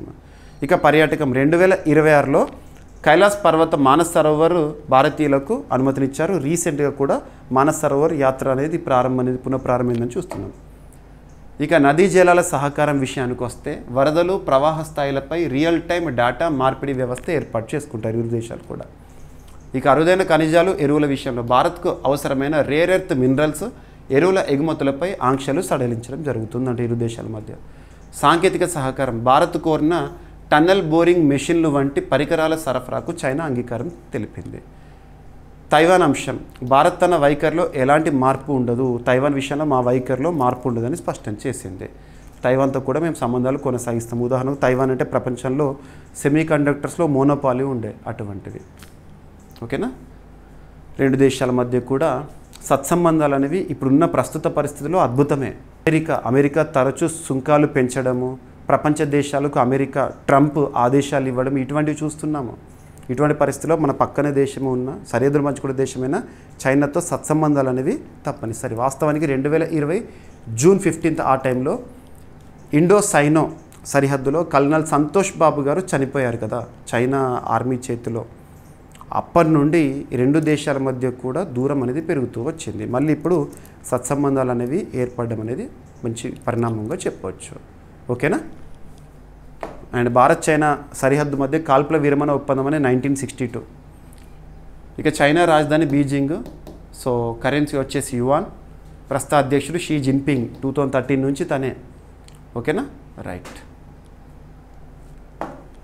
ఇక నెక్స్ట్ సైన్స్ అండ్ టెక్నాలజీలో భాగంగా 2040 నాటికి చంద్రుడిపై భారతీయుడి అడుగుపెట్టబోతున్నాం. చంద్రయాన్ మిషన్లో భాగంగా నిన్నటి రోజున మినిస్ట్రీ ఆఫ్ ఎస్ఎన్టీ కన్సర్న్ మినిస్టర్గా ఉన్న జితేంద్ర సింగ్ గారు ఈ స్టేట్మెంట్ ఇచ్చారు పార్లమెంట్లో. ఓకేనా. ప్రస్తుతం భారతదేశంలో ఇస్రో సాధిస్తున్న ఘనతలు అద్భుతం. ISRO Indian space research organisation. So ఇస్రోకి సంబంధించి మనం చూసిన మోస్ట్ సక్సెస్ ఏంటంటే 2023 ఆగస్టు 23న చంద్రయాన్ ప్రయోగం కానివ్వండి, చంద్రయాన్ 3కి సంబంధించి, అండ్ ఆదిత్య L1 ప్రయోగం కానివ్వండి, అండ్ ఇటీవల కాలంలో స్పెడెక్స్ స్పేస్ డాకింగ్ ఎక్స్పెరిమెంట్ కానివ్వండి, వీటిపైన క్వశ్చన్స్ వస్తాయి. సో కేంద్ర మంత్రి జితేంద్ర సింగ్ గారు ఇటీవల లోక్సభలో ప్రకటించిన ప్రకారం 2040 నాటికి భారతదేశానికి చెందిన ఒక వ్యోమగామి చంద్రుడిపై అడుగుపెట్టనున్నారు. ఇది భారత్ దీర్ఘకాలిక అంతరిక్ష లక్ష్యాల్లో భాగంగా చేపడుతున్న ప్రణాళికల్లో ఒకటంట. సో చంద్రయాన్ మిషన్ ముఖ్య అంశాలు 2040 నాటికి భారత వ్యోమగామిని చంద్రుడిపై ఉంచాలి. ఓకేనా. రైట్. వికసిత్ భారత్ 2047 2047 ప్రత్యేకత ఏంటంటే మన భారతదేశానికి స్వాతంత్రం వచ్చి 100 సంవత్సరాలు గడిచే అద్భుత క్షణాల సమయంలో మనం కొన్ని టార్గెట్స్ని నిర్దేశించుకున్నాం ఆ విధంగా వెళ్ళాలని. ఓకేనా. ఇక ముఖ్య ఉద్దేశాలు భారతదేశం మానవ అంతరిక్ష యాత్ర సామర్థ్యాన్ని ప్రదర్శించడం, చంద్రుడిపై నివాస స్థలాలు, పరిశోధన స్థాయిలు, వనరుల వినియోగానికి అవసరమైన సాంకేతికతను అభివృద్ధి చేయాలి. ఆర్థిక, శాస్త్రీయ, భద్రతా రంగాల్లో భారత అంతరిక్ష కార్యకలాపాలను సమన్వయం చేయడము. రైట్. ఇక ఇస్రో విషయానికి వస్తే ఆగస్టు 15, 1969లో ఏర్పాటైంది. బెంగళూరు కేంద్రంగా పనిచేస్తుంది. ఇస్రోకి ప్రస్తుతం చీఫ్గా వి నారాయణన్ గారు ఉన్నారు. రైట్. ఇస్రోకి సంబంధించి ఇప్పటివరకు సక్సెస్ఫుల్ ప్రయోగాలు ఏంటి అని. అండ్ గగన్యాన్ మిషన్ కూడా చేయబోతున్నారు ఇక అతి త్వరలో. భారత్లో మొట్టమొదటి మానవ సహిత అంతరిక్ష ప్రయోగము గగన్యాన్. ఓకేనా. రైట్.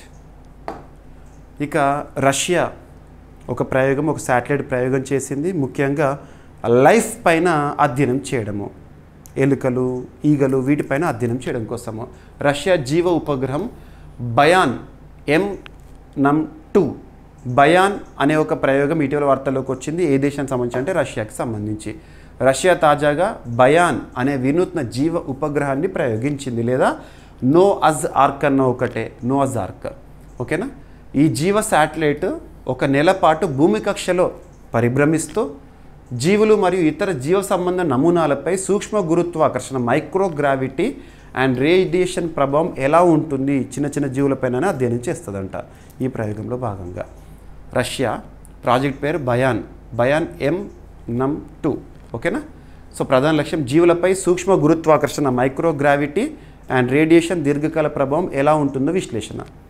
భవిష్యత్తులో మానవ సహిత వ్యోమనౌక ప్రయోగాల కోసం అవసరమైన డేటా సేకరణ కోసము. ఓకేనా. ఉపగ్రహం లోపల తీసుకెళ్లిన జీవ నమూనాలు ఏంటంటే దాదాపు 75 ఎలుకలను పంపించారంట, 1000కి పైగా ఈగలను, సెల్ కల్చర్స్, సూక్ష్మజీవులు, విత్తనాలు పంపించారు. వాటిపైన మైక్రోగ్రావిటీ కానివ్వండి అండ్ రేడియేషన్ ప్రభావం ఎలా ఉంటుందో అధ్యయనం చేయడానికి. ఇటీవల బయో ప్రయోగం ఏ దేశం వార్తల్లోకి వచ్చిందంటే రష్యా. రాస్కాస్మోస్, రష్యాకి సంబంధించి అంతరిక్ష పరిశోధన చేసే సంస్థ పేరు రాస్కాస్మోస్. ఇండియాకి ఇస్రో ఎలాగో, జపాన్కి జాక్సా ఎలాగో, అమెరికాకి నాసా ఎలాగో, రష్యాకి రాస్కాస్మోస్ అలాగా. రైట్. ఇక బయాన్ ప్రోగ్రామ్ 1973లో సోవియట్ యూనియన్లో స్టార్ట్ అయింది. అప్పుడు లక్ష్యం జీవశాస్త్ర పరిశోధనలు అంతరిక్ష వాతావరణం జీవులపై ప్రభావాన్ని అధ్యయనం చేయడము. ఇక రష్యా అంతరిక్ష సంస్థ రాస్కాస్మోస్ 1992లో ఏర్పాటైంది. ఇక రీసెంట్గా ఇండియా శ్రీలంకకి సంబంధించి కొంతమంది శరణార్థుల విషయంలో తీసుకున్న నిర్ణయం ఒక అంతర్జాతీయ సంస్థ వార్తల్లో నిలవడానికి కారణమైంది. అదే యుఎన్హెచ్సిఆర్ అంతర్జాతీయ సంస్థ, ఐక్యరాజ్య సమితికి అనుబంధంగా పనిచేస్తున్న యుఎన్హెచ్సిఆర్ హెడ్ క్వార్టర్ ఎక్కడ, ఎప్పుడు ఏర్పాటైంది, దీని యొక్క ఉద్దేశం ఏంటి అడుగవచ్చు. ఇక్కడ కంటెక్స్ట్ ఏంటంటే ఇటీవల శ్రీలంకకు సంబంధించి ఇటీవల యుఎన్హెచ్సిఆర్ భారతదేశం నుండి శ్రీలంక తమిళ శరణార్థుల స్వదేశ ప్రవేశాన్ని తాత్కాలికంగా నిలిపివేసింది. ఎందుకంటే కొంతమంది శరణార్థులు శ్రీలంకలో వలస చట్టాలు ఉల్లంఘించినట్టు అరెస్ట్ చేయబడ్డారు. ఈ పరిణామం పట్ల యుఎన్హెచ్సిఆర్ ఆందోళన వ్యక్తం చేసింది. యుఎన్హెచ్సిఆర్ అంటే United nations high commissioner for refugees. United nations high commissioner for refugees అనేది ఐక్యరాజ్య సమితికి చెందిన ఒక ప్రత్యేక ఏజెన్సీ లేదా ఒక సంస్థ. గుర్తుపెట్టుకోండి. ముఖ్యంగా రెఫ్యూజీస్, శరణార్థులు అంటాం. శరణార్థులు వేరు, మైగ్రెంట్స్ వేరు. శరణు కోరి వచ్చేవారు, శరణు కోరి వెళ్ళేవారు శరణార్థులు అంటారు. ఇక వారు నివసించే ప్రాంతంలో బ్రతికే అవకాశమే లేనప్పుడు, బ్రతికే పరిస్థితే లేనప్పుడు, బ్రతకాలన్న కోరిక మాత్రమే మిగిలిపోయి బ్రతకాలన్న కోరికతో దేశం విడిచి వెళ్ళేవారిని శరణార్థులు అంటాము. అదే మైగ్రెంట్స్, వలసదారులు అంటే ఉన్నత జీవన ప్రమాణాల కోసం ఒక ప్రాంతంలో ఒక ప్రాంతానికి వెళ్ళేవారు. అలా శరణార్థులకు సంబంధించి ఒక అంతర్జాతీయ సంస్థ. ఇక ఈ సంస్థ యుఎన్హెచ్సిఆర్ 1950స్లో ఏర్పాటైంది. 1951 నుండి కార్యకలాపాలను ప్రారంభించింది. ఓకేనా. ఇక యుఎన్హెచ్సిఆర్ ప్రధాన కార్యాలయం జెనీవా, స్విట్జర్లాండ్. రైట్, సరిపోతుంది. దీనికి 2 సార్లు నోబెల్ శాంతి పురస్కారం దక్కింది. నోబెల్ శాంతి పురస్కారం వాస్తవంగా ఒక సంస్థకి నోబెల్ పురస్కారం దక్కింది అంటే ఏ ఫీల్డ్లో ఇస్తారంటే నోబెల్ పీస్. గుర్తుంచుకోండి, సంస్థలకి నోబెల్ అంటే పీసే. రైట్. ఇక భారత్ యుఎన్హెచ్సిఆర్ యొక్క 1951 శరణార్థుల సదుపాయాల కన్వెన్షన్కు సంతకం చేయలేదు. అయినా సరే యుఎన్హెచ్సిఆర్ భారత్లో తమిళ శరణార్థులు, ఆఫ్ఘన్ శరణార్థులు, రోహింగ్యాలు మొదలైన శరణార్థుల కోసం పనిచేస్తుంది. ఇక నెక్స్ట్ డ్రాట్ రిపోర్ట్. డ్రాట్ అంటే కరువు నివేదిక అని చెప్పవచ్చు. భారతదేశంలో కరువు పరిస్థితులు ఎలా ఉన్నాయని. భారతదేశంలో నీటి కొరత కలిగిన జిల్లాలు తాజా నివేదిక. సో కేంద్ర ప్రభుత్వం విడుదల చేసిన తాజా డేటా ప్రకారము భారతదేశంలో 193 జిల్లాలు, గుర్తుపెట్టుకోండి, భారతదేశంలో 193 జిల్లాలు నీటి కొరత, వాటర్ స్కేర్స్ డిస్ట్రిక్ట్స్గా గుర్తించబడి, అంటే నీటి సదుపాయం అందుబాటులో లేనటువంటి జిల్లాలు. డ్రాట్, ఎడారి ప్రాంతాలు. ఇవి భూగర్భ జలాల వినియోగం తిరిగి లభించే మోతాదును మించిపోతున్నా లేదా నీటి లభ్యత అత్యంత తక్కువగా ఉన్న ప్రాంతాలు. అసలు నీటి లభ్యత ఉండట్లేదు అక్కడ. 193 జిల్లాలు అంట. ఇక నీటి కొరత జిల్లాలు అంటే ఏంటంటే, లేదా వాటర్ స్కేర్స్ డిస్ట్రిక్ట్స్ అంటే ఏంటంటే రీఛార్జ్ కంటే ఎక్కువగా ఉన్న ప్రాంతాలు. భూగర్భ జల వినియోగం అనేది రీఛార్జ్ అయ్యేదానికంటే ఎక్కువగా ఉండే ప్రాంతాలు. మన భూగర్భ జలాలు పెరగాలి, గుర్తుంచుకోండి. ఇక కేంద్ర భూగర్భ జల మండలి వర్గీకరణ ప్రకారము ఓవర్ ఎక్స్ప్లాయిటెడ్ డిస్ట్రిక్ట్స్ ఎన్ని అంటే దేశంలో 102, ఈ 193లో 102 ఇవి. అండ్ నెక్స్ట్ క్రిటికల్ డిస్ట్రిక్ట్స్ వచ్చేసేసి 22, సెమీ క్రిటికల్ వచ్చేసి 69. రైట్. భారతదేశంలో నీటి ఒత్తిడి ధోరణులు, పట్టణీకరణ, వ్యవసాయం, పరిశ్రమల డిమాండ్ పెరగడం వల్ల నీటి ఒత్తిడి అధికమైంది, నీటిపై ఆధారపడడం పెరుగుతుంది. ఇక అత్యధిక నీటి ఒత్తిడి గురైన రాష్ట్రాలు ఏంటంటే పంజాబ్, హర్యానా, రాజస్థాన్, తమిళనాడు, కర్ణాటక. రైట్. మరి భారతదేశంలో ఇప్పటికీ జలశక్తి అభియాన్ లాంటివి, ఇలాంటి ఇనిషియేటివ్స్ అనేవి రావడం జరిగింది. Right. So central ground water board వారు ఇచ్చిన గణాంకాలే 193 జిల్లాలు భారతదేశంలో వాటర్ క్రైసిస్తో ఉన్నాయని చెప్పేసి. మరి సెంట్రల్ గ్రౌండ్ వాటర్ బోర్డు 1970లో ఏర్పాటైంది, న్యూఢిల్లీ కేంద్రంగా పనిచేస్తుంది. ఇక నెక్స్ట్ రాష్ట్రీయ అంశాల్లో భాగంగా తెలంగాణ రాష్ట్రానికి సంబంధించి ఇందిరమ్మ ఇండ్లు కార్యక్రమం అనేది ఇప్పటికీ అమలవుతుంది కదా. మరి ఇందిరమ్మ ఇండ్లకు కొన్ని కేంద్ర ప్రభుత్వ పథకాలని లింక్ చేయడం జరిగింది. ఉదాహరణకి ఉపాధి హామీ పథకము అటువంటివి. అదేంటో చూడండి. సో తెలంగాణ రాష్ట్ర ప్రభుత్వము ఇందిరమ్మ ఇళ్ల పథకం కింద నిర్మాణం జరుగుతున్న ఇళ్లకు జాతీయ గ్రామీణ ఉపాధి హామీ పథకం national rural employment guarantee scheme ప్రస్తుతం Mahatma Gandhi national rural employment guarantee act 2005 implemented from 2006 పని దినాలను కల్పించడము. మరియు ప్రతి ఇంటికి మరుగుదొడ్డి పథకం అంటే ఇండివిజువల్ హౌస్ హోల్డ్ లాట్రిన్. ఓకేనా. స్వచ్ఛ భారత్ మిషన్ గ్రామీణ కింద ప్రయోజనాలు వర్తించాలని ఇందిరమ్మ ఇళ్ళకి ఇవి వర్తించాలి. కేంద్ర ప్రభుత్వానికి సంబంధించిన పథకాలను రాష్ట్ర ప్రభుత్వం అమలు చేసిన పథకానికి అమలు చేయాలని. రైట్. ఇందిరమ్మ ఇల్లు పేదలకు గృహ నిర్మాణం కల్పించే తెలంగాణ రాష్ట్ర ప్రభుత్వ పథకం. ప్రస్తుతం కాంగ్రెస్ అధికారంలో ఉంది కదా. రైట్. సరిపోతుంది. ఈ ఇళ్ళ నిర్మాణ పనుల్లో ఉపాధి కల్పన అండ్ ప్రతి ఇంటికి మరుగుదొడ్డి నిర్మాణం పరిశుభ్రత కల్పించడము. రైట్. సరిపోతుంది. పథకాల సమన్వయం అన్నట్టు. రైట్. సరిపోతుంది. Mahatma Gandhi national rural employment guarantee act. ఇక నెక్స్ట్ వార్తల్లో వ్యక్తులను కనుక పరిశీలిస్తే బ్రిటన్ నౌకాదళంలో తొలి హిందూ పురోహితుడి నియామకం అనేది వార్తల్లోకి వచ్చింది. Royal navy appoints first Hindu chaplain. తన పేరు ఏంటంటే భాను అత్రి. సో కొన్నేళ్ల చరిత్రలో మొదటిసారి తొలి హిందూ పురోహితుడు అంట బ్రిటన్ నేవీలో. ఓకేనా. సో తన పేరు ఏంటని అడుగుతారు. బ్రిటన్ నేవీ చరిత్రలో తొలిసారిగా సిబ్బందికి ఆధ్యాత్మిక ధార్మిక మార్గదర్శకత్వం అందించడానికి ఒక హిందూ చాప్లెయిన్ పురోహితుడిని నియమించారు. ఈరోజు అన్ని వార్తాపత్రికలు మీరు చూస్తుంటారు. ఇప్పటివరకు ఈ పదవిని క్రైస్తవ మతానికి చెందిన వారు నిర్వహించగా మొదటిసారి క్రైస్తవేతరుడు ఎంపిక అవ్వడం విశేషము. ఓకేనా. తన పేరేంటి భాను ఆత్రి. రాయల్ నేవీలో అపాయింట్ అవుతూ వార్తల్లోకి వచ్చాడు. ఓకేనా. తో తన బేసిక్ తన మూలాలు ఎక్కడంటే Himachal Pradesh, Bharat. Britain royal navy తొలి హిందూ చాప్లెయిన్గా ఉన్నాడు ఇప్పుడు. ఇక Britain London capital, pound sterling అనేది వాళ్ళ కరెన్సీ. ప్రస్తుతం కేర్ స్టార్మర్ గారు ప్రధానిగా విధులు నిర్వర్తిస్తున్నారు. ఇక క్రీడలకు సంబంధించిన ఒక వ్యక్తి వార్తల్లోకి వచ్చాడు. సో ఫార్ములా 1 రేస్ విజేత. సో 2025 ఆస్ట్రియన్ గ్రాండ్ ప్రీ విజేతగా మార్క్ మార్కెస్. డైరెక్ట్ లైన్ గుర్తుంచుకోండి. ఫార్ములా 1 అంటే స్పీడ్ కార్ రేసింగ్ ఉంటుంది కదా, దానికి సంబంధించి. సో ఆగస్టు 2025లో జరిగిన మోటో జీపీ ఆస్ట్రియన్ గ్రాండ్ ప్రీలో డుకాటీ లెనోవో జట్టు తరపున పోటీ పడిన 6 సార్లు మోటోజీపీ ప్రపంచ ఛాంపియన్ మార్క్ మార్కెజ్ స్పెయిన్ దేశానికి చెందిన వ్యక్తి విజేతగా నిలిచారు. సరిపోతుంది. ఓకేనా. సో దాని దేశం ఏంటి, విజేత ఎవరు? ఎనఫ్. ఫార్ములా 1 రేస్ ఎక్కడ జరిగింది? ఆస్ట్రియాకు సంబంధించి Austrian grand prix. Right. So మరి ఫార్ములా 1 మోటోజీపీ క్రీడలు ఎవరు నిర్వహిస్తారంటే federation international de motor cyclist. ఓకేనా. ఇక ఈరోజు ప్రశ్న. సో క్వశ్చన్ కొంత డిఫరెంట్గా అడిగాను, ప్రతి ఒక్కరి సమాధానం ఇవ్వండి. ఇక్కడ 3 పుస్తకాల పేర్లు ఇచ్చాను. మీకు ఎంతవరకు తెలిస్తే అంతవరకు సమాధానం ఇవ్వండి. మనం ఆల్రెడీ డిస్కస్ చేసినవే, లాస్ట్ 15-20 డేస్లో డిస్కస్ చేసినవి బుక్స్ కూడా. సో ఈ క్రింది పుస్తకాల రచయితలు ఎవరు? ఆథర్స్. ఫస్ట్ బుక్ వచ్చేసి why the constitution matters selected speeches. Second book వచ్చేసి the man who fed India. Third book వచ్చేసి stumped life behind and beyond the 22 yards. ఈ 3 పుస్తకాలు రచయితలు ఎవరెవరు, ఏ పుస్తకానికి ఎవరు రచయిత? సో ఆన్సర్ ఇవ్వండి. ఒక్కటి తెలిసినా పర్లేదు, ఇవ్వండి. ఇక ఈరోజు టాపిక్స్ని మనం క్విక్ రివిజన్ చేస్తే,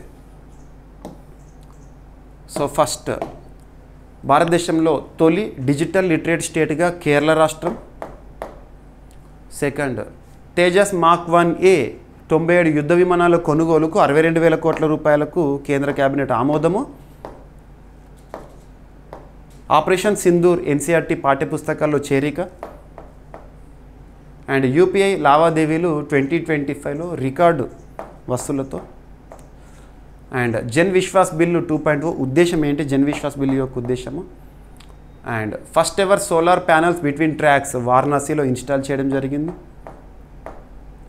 and Kota Bundi greenfield airport నిర్మాణానికి కేంద్ర కేబినెట్ ఆమోదము. అండ్ గుగ్గా నవమి పాము కాట్ల నుంచి రక్షణకు ప్రజా విశ్వాసపు పండుగగా ఉత్తర భారత ప్రాంతంలో ఎక్కువగా రాజస్థాన్ రాష్ట్రంలో సెలబ్రేట్ చేసుకునే ఒక ఫెస్టివల్. అండ్ భారత్ చైనా సంబంధాలు బలోపేతము. సో ఒప్పందాలు ఏంటి? అండ్ 2040 నాటికి చంద్రుడిపై భారతీయుడు అడుగుపెట్టబోతున్నాడని జితేంద్ర సింగ్ గారు చెప్పారు, మినిస్ట్రీ ఆఫ్ ఎస్ఎన్టీ. అండ్ నింగిలోకి రష్యా జీవ ఉపగ్రహ ప్రయోగం అని చెప్పేసేసి. And united nations refugee agency వార్తల్లోకి వచ్చింది. అండ్ భారతదేశంలో నీటి కొరత కలిగిన జిల్లాలు తాజా నివేదిక 193 జిల్లాలు ఉన్నాయంట. అండ్ ఇందిరమ్మ ఇళ్లకు కేంద్ర ప్రభుత్వ పథకాల వర్తింపు. అండ్ బ్రిటన్ నౌకాదళంలో తొలి హిందూ పురోహితుడిని నియమించడం జరిగింది. తన పేరు Bhanu Atri. Next 2025 Austrian grand prix విజేతగా మార్క్ మార్కెజ్. ఇక ఈరోజు ప్రశ్న, ఈ క్రింది పుస్తకాల రచయితలు ఎవరు? Why the constitution matters, selected speeches అనే పుస్తకం, the man who fed India, stumped, life behind and beyond the 22 yards. 3 పుస్తకాల పేర్లు ఇచ్చాను. ఆ 3 రచయితల పేర్లను తెలియజేయండి. సో ప్రతి ఒక్కరు లైక్ చేయండి, మీ ఫ్రెండ్స్ అందరికీ వీడియో లింక్ని షేర్ చేయండి. ఏమైనా మిస్లేనియస్ టాపిక్స్ ఉన్నా నో నీడ్ టు వర్రీ, రేపటి క్లాస్లో జోడించి చెప్తాను, ఒక్క టాపిక్ కూడా మిస్ చేయను. ఓకేనా? సో ప్రతిరోజు చూడండి, నేను ప్రతిరోజు క్లాస్ ఇస్తున్నాను. మళ్ళీ రేపటి క్లాస్లో కలుద్దాం. Thank you.